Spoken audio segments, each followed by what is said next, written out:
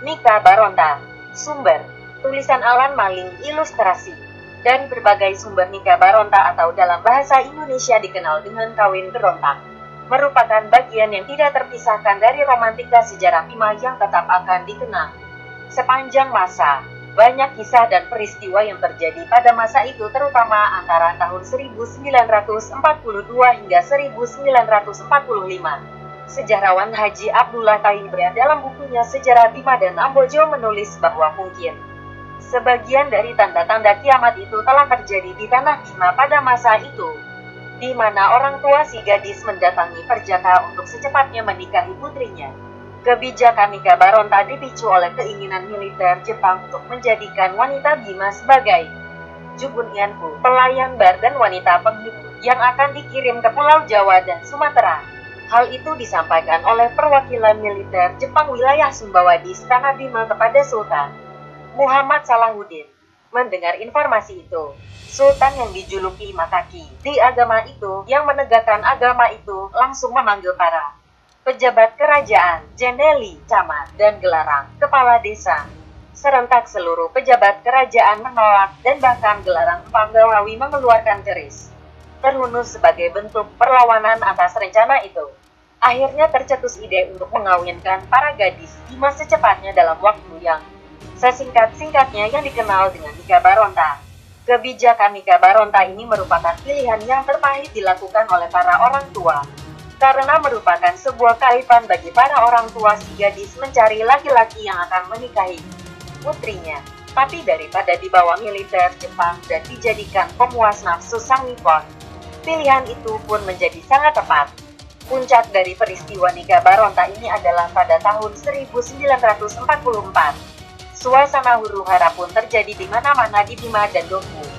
Setiap hari ratusan pasangan dilakukan ijab kabul dengan acara yang sederhana dan tidak lazim dalam aturan adat Bima. Para tamu hanya disuguhi kopi dan kue ala kadarnya karena keadaan ekonomi saat itu memang sangat memprihatinkan. Bahan makanan dan obat-obatan sangat langka.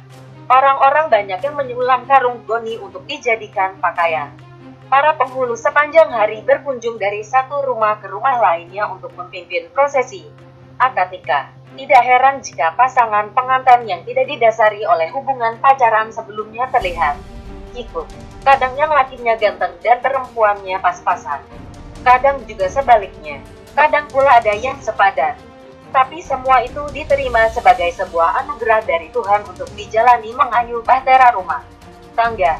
Sementara itu bagi gadis-gadis yang tidak sempat dikawinkan, ketika militer Jepang melakukan sweeping ke kampung-kampung, mereka berdandan dan berpakaian compang, camping, jorok dan kotor kayak nenek-nenek. Mereka juga makan sirih supaya kelihatan tua dan jijik. Mereka bertahan di bawah kolong-kolong rumah masing-masing sambil melakukan aktivitas seperti menenun, membuat periuk, genteng atau aktivitas lainnya. Cara dan trik ini terbukti sangat ampuh untuk mengurungkan niat militer Jepang membawa para gadis Bima ke Pulau Jawa dan Sumatera. Kebijakan Nika Baronta dan penolakan keras dari Sultan Muhammad Salahuddin dan seluruh pejabat Kesultanan Bima dari seluruh tingkatan itu menyebabkan militer Jepang patah semangat. Mereka akhirnya mendatangkan wanita dari Jawa dan Sumatera untuk ditampung di barak-barak militer Jepang di sepanjang kota Raba dan Bima.